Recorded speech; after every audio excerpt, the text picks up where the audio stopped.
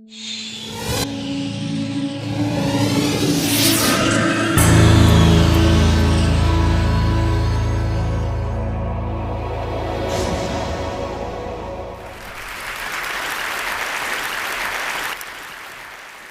1975, I met in Florence Professor Carlo Pedretti, my former professor of art history, and today a world-renowned scholar of Leonardo da Vinci. Well, he asked me if I could find some technological way to unfold the 5 centuries-old mystery related to a lost masterpiece by Leonardo da Vinci, the Battle of Anghiari, which is supposed to be located in the Hall of 500 in Palazzo Vecchio in Florence. Well, in the mid-70s, there were not great opportunities for a bioengineer like me, especially in Italy, and so I decided with some researchers from the United States and the University of Florence to start probing the murals decorated by Vasari on the long walls of the Hall of 500, searching for the lost Leonardo. Unfortunately, at that time, we did not know that that was not exactly where we should be looking, because we had to go much deeper in, and so the research came to a halt, and it was only taken up in 2000 thanks to the interest and enthusiasm of the Guinness family.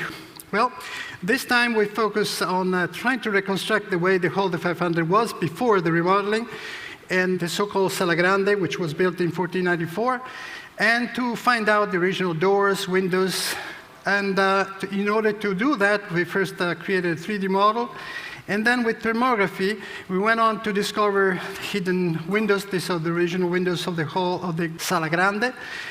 We also found out about the height of the ceiling, and we managed to reconstruct, therefore, all the layout of this original hall the way it was before the came Vasari and restructured the whole thing, including a staircase that was very important in order to precisely place the Battle of Anghiari on a specific area of one of the 2 walls.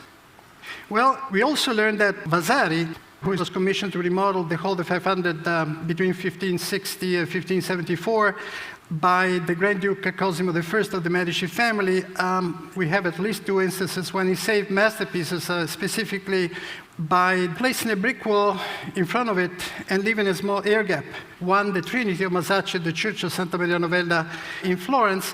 So we just said, well, maybe Vasari has done something like that in the case of this great work of art by Leonardo, since he was a great admirer of Leonardo da Vinci. And so we built some very sophisticated radar antennas just for probing both walls and searching for an air gap.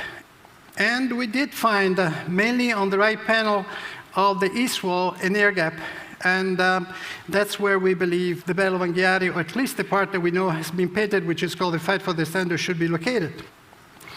Well, from there, unfortunately, in 2004, the project came to a halt, many political reasons. So I decided to go back to my alma mater, and at the University of California, San Diego, and I proposed to open up a research center for engineering sciences for cultural heritage.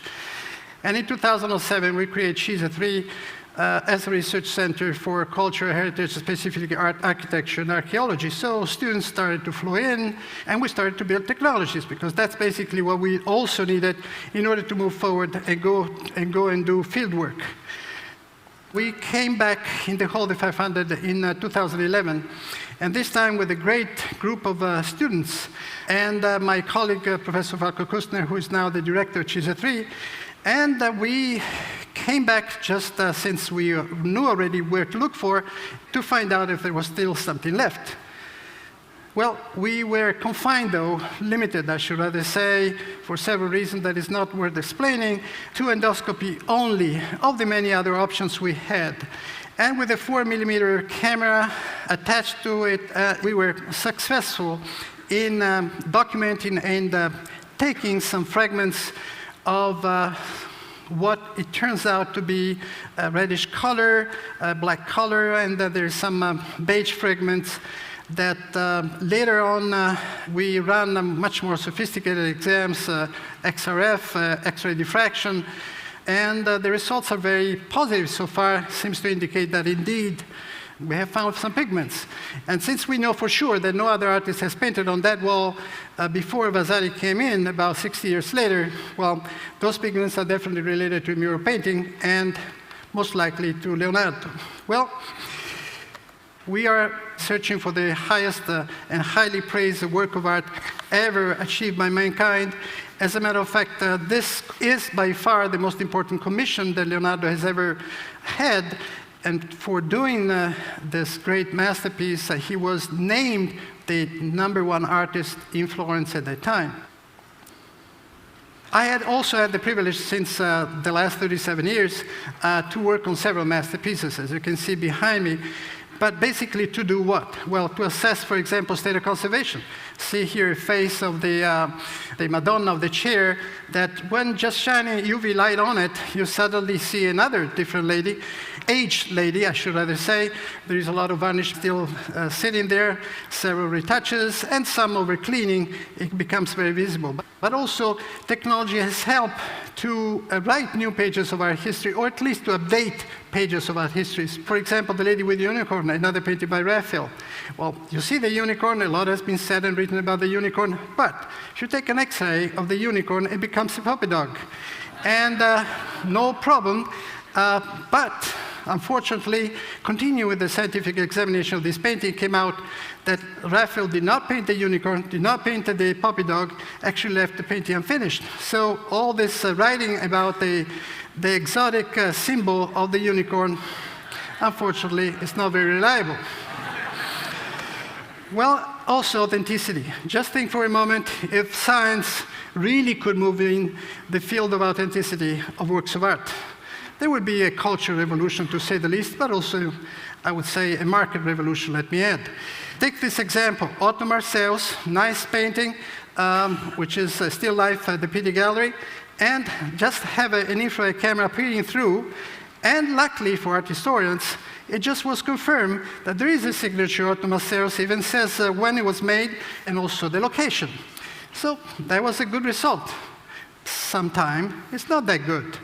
And so, again, authenticity and science could go together and change the way not attributions being made, but at least lay the ground for a more objective, or I should rather say, less subjective attribution as it is done today. But I would say the discovery that really caught my imagination, my admiration, is the incredibly vivid drawing under this brown layer of the Adoration of the Magi. Here you see a handmade setting, XYZ scanner with an infrared camera put on it, and just peering through this brown layer of this masterpiece to reveal what could have been underneath.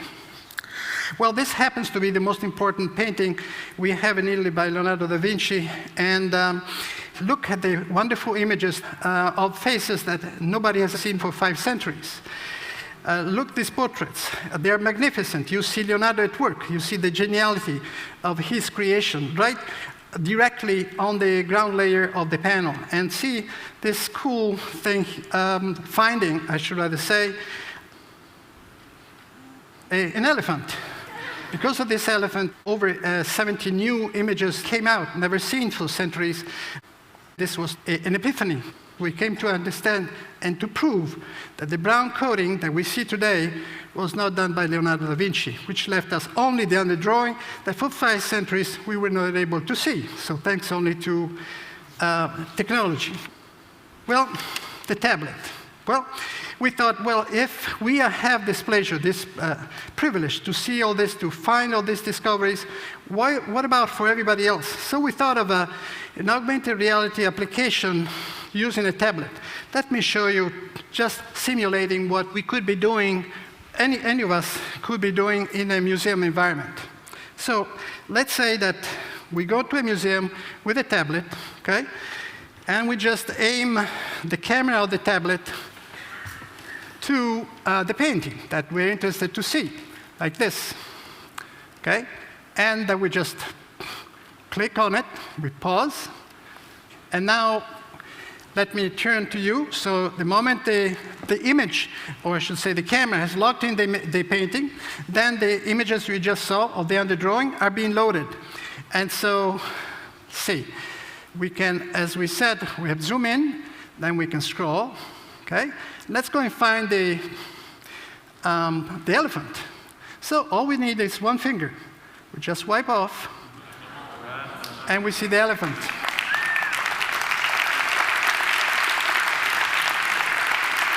Okay? And then if we want, we can continue the scroll, and to find out, for example, on the staircase, the whole iconography is going to be changed. There are a lot of laymen reconstructing from the ruins of an old temple a new temple, and there are a lot of figures showing up, you see? This is not just a curiosity, because it changes not just the iconography as you see it, but the iconology, the meaning of the painting. And we believe this is a cool way, easy way that everybody could have access to become more the protagonist of your own discovery and not just be so passive about it as we are when we walk through endless rooms of museums.